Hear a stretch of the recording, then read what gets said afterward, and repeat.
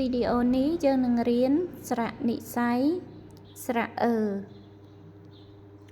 ការស្គាល់សូរអក្សរកើ ឆ្កែឈ្មោះកើការស្គាល់តួអក្សរកើស្រៈដូចជាកើស្រៈការអានព្យាង្គកកើខខើចចើ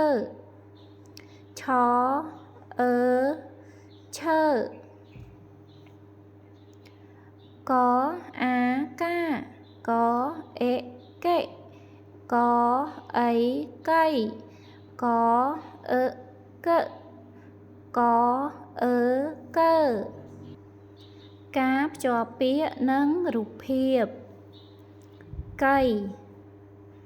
កើឆាកើឆាកៃកើភ្ជាប់ទៅរូបឆ្កែឈ្មោះកើឆាភ្ជាប់ទៅរូបឆាកៃភ្ជាប់ទៅរូបកៃការអានអត្ថបទខ្លីនេះគឺជា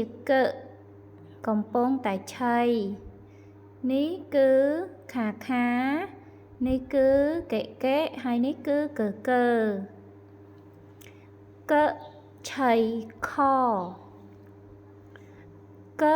ឆីត្រីខកើឆីសាច់ជ្រូកខាឆីកណ្ដុរកេឆីពោត